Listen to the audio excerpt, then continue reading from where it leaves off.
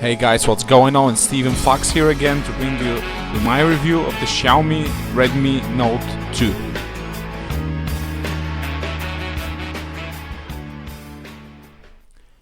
If most of you aren't aware, Xiaomi is the world's fourth largest manufacturer of smartphones. It was third, but Huawei overtook it recently. It's basically the best known brand in China. And it's known and loved all over the world. Its phones get regular updates, and it's powered by their skin of Android, which is called MIUI. Now let's get into the phone. This is the Redmi Note 2. It was released a year ago. It can be get quite cheap now, something like $99, maybe $110, which is great performance. You can see they went for the whole iPhone 5C kind of look, if iPhone 5C was a phablet. So yeah, it takes a few designs from Apple, but it looks really well.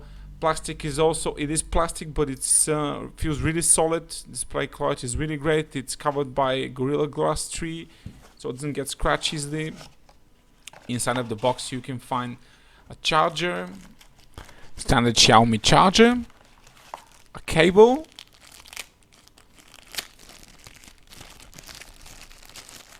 you can see here's the USB cable. It's standard USB 2.0 micro USB from one side, standard USB from the other side, which you can also use this to transfer data to the PC. Here's the charger, not quick charging, but this charger works really well with the device. The phone can be charged for around 2.5 hours from 0 to 100%. Here you have this nice Xiaomi Mi manual, which is half in Chinese, so you don't need to know anything about it. Really good packaging, good cardboard, and then that's it. There's nothing else inside the box really. So that's it for the unpacking.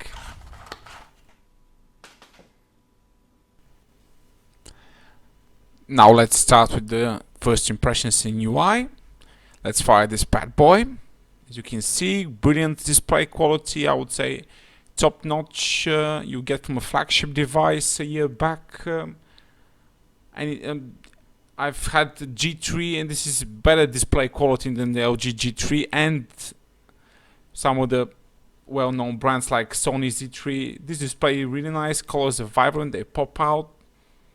You can see the MIUI has a bit of an iOS feel. It's like most Chinese vendors out there, no app drawer guys, so you have to arrange everything in folders.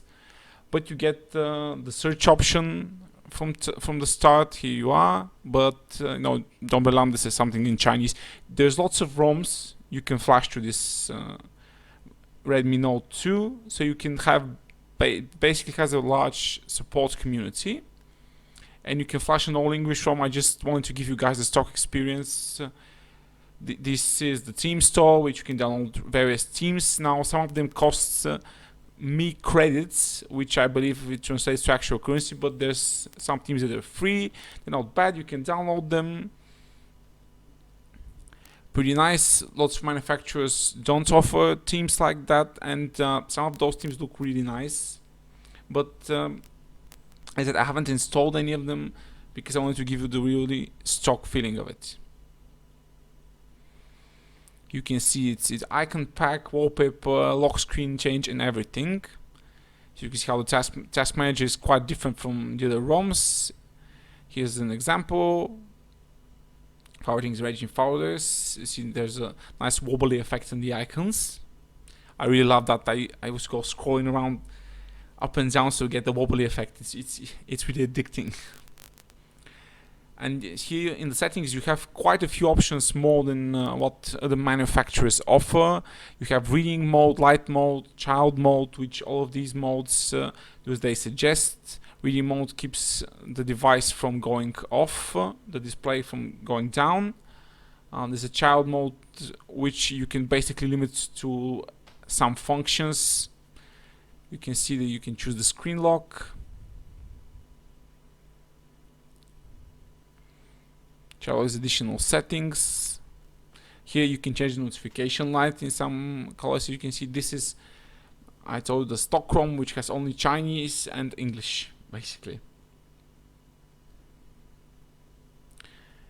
Here's your headphone and the settings. As you can see, this is the notification light. It can be changed to 1, 2, 3, like 7, 8 different colors. I've tried it, it works really well. So if you fancy a really customizable device, this is something you really love. As I said, this is, you can pick this up really stupidly cheap right now for like just over $100, 80 pounds or whatever your currency is. It gets regular updates. I've actually updated it twice since I got it. It's still running Android Lollipop, but the MIUI skin is updated and it runs really well, guys. Device is blazing fast. You'll never notice that this is a mid-range phone. This flies like a flagship through every task you put at it. And some people really don't like MIUI. This is the first time I experienced it. I really loved it because it has it's very customizable and it looks really well. Now you can see it's a MediaTek Helio X10, 8 cores clocked at maximum 1.95 GHz, which is almost 2 GHz. This is powered by a PowerVR graphics card, the same company that powers all the iPhone phones. So GPU is quite capable. You see that in the test a bit later. One thing I have to mention, that this doesn't come with the Play Store installed. That's right, you have to install it yourself. There's a Mi Store in there, which is kind of like Google's Play Store for China with lots of Chinese apps. But there's a Play Store in there, you can install it. It wasn't difficult, but it wasn't super easy as well. So if you're a novice smartphone user, it might be difficult for you, but if you've kind of used to manually installing apps, you won't have any problem with it. Everything's done in English, everything's fine. You can see sensors are working perfectly. I'll leave you to enjoy the benchmarks and tests, and I'll come back a little bit later.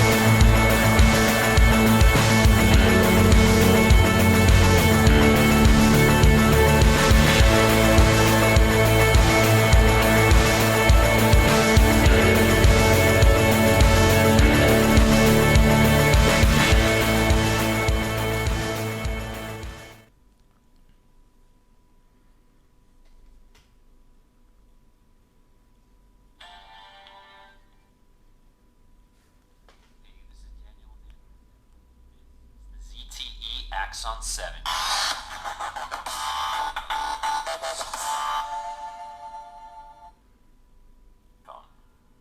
Inside a quad-core Qualcomm Snapdragon 820 processor is the basis of a spec powerhouse, which comes in two configurations. One with 4 GB of RAM and 64 gigs of storage, and another with a crazy 6 gigs of RAM and 128. Chosen by Sony and director Feig is one that audiences have rejected. Not because the Ghostbusters themselves are female, but because everything we have seen and learned about the upcoming movie demonstrates a stunning lack of nothing else to do in the story. But zombie... Kaneda may get the girl, but Tetsuo is the one who has a big bang. I am Tetsuo. At its core, Akira is an expression of post...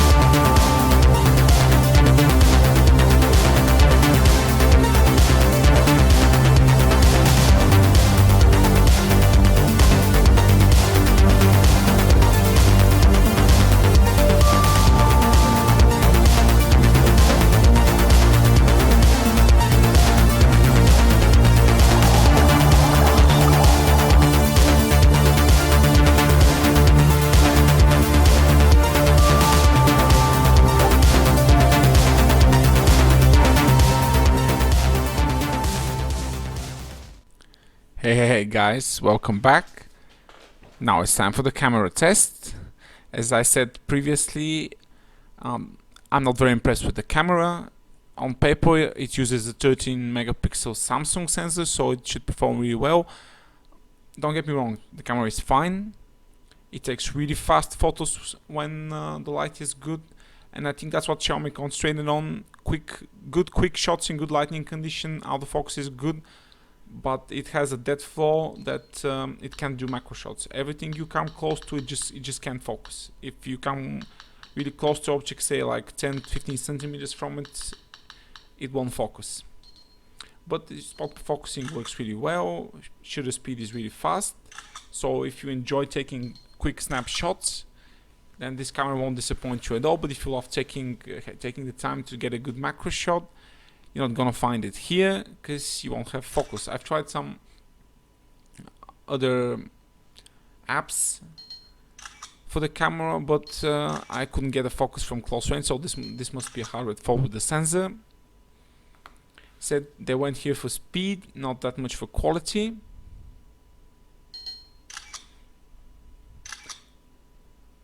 You can see you can tap anywhere to focus basically.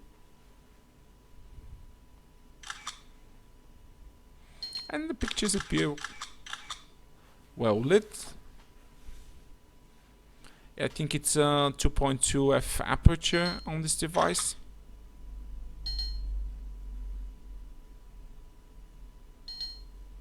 You see, I'm trying to focus, but it just can't. However, you notice in a bit with the photo samples that photos look quite well when viewed on the PC. It's just that whenever the light starts coming down, then the quality degrades as natural, and there you notice that this is a mid-range phone. Now you see you have all these little lovely options, some manual modes which don't do very much, change a little bit of the exposure, but nothing that's like true photography lovers love. This is not a manual mode, this is just an enhanced ultra mode for me. As you can see, I'm trying different settings. I'm trying to show that if there's any difference, but there isn't. Now this is the video quality is not bad. You can see that there is absolutely no spot focusing on the video. So if you want to record a video with the stock app, you have it just uses the autofocus feature, and you can focus manually. You have to download an additional app, which then you can use the touch focus on. Here's some view shot. As you can see, there's lots of details in the photo, but if the object is too close, it's not focused very well and it appears blurry. However, for 80% of users, this camera will do perfectly fine, as the shutter is really fast and it can take good pictures on moving objects. See, and camera UI is also really fast. It uses a really premium flash storage inside, so it's no slouch. You can see UI and camera experience is really good. There's some details from the photo. f2.2 aperture, as I said. You can zoom in. Details look nice. Nothing spectacular, but pretty good for a mid-range device.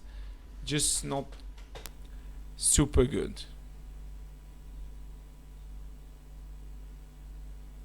I was actually expecting a little bit more from the Samsung sensor, as I've heard quite a few good things about it.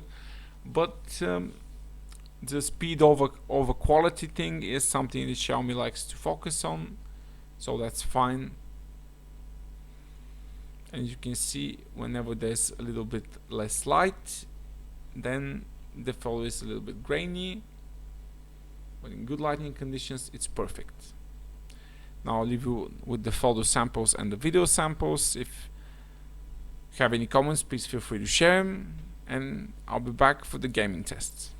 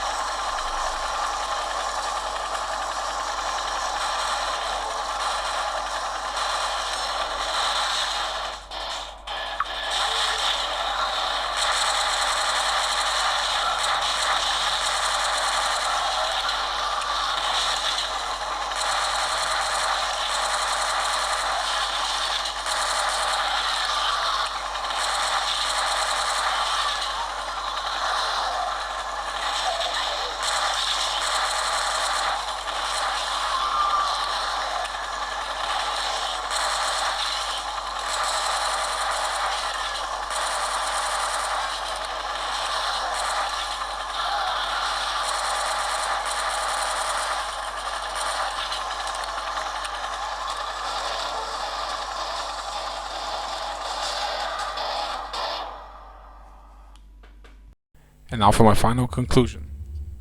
Processor really good display and performance, good battery life, share speed is really fast, charges quickly, and has a Gorilla Glass 3 cover which is scratch resistant. Now the cons for some is plastic build, camera could be better as it can't focus in macro, average video quality, and you have to install the Play Store manually. But if you want a different UI experience, MIUI provides it, and Play Store manual installation aside, phone works really fast, fluid, and will suffice both light and heavy users. If you like the video, please subscribe, and I'll see you next.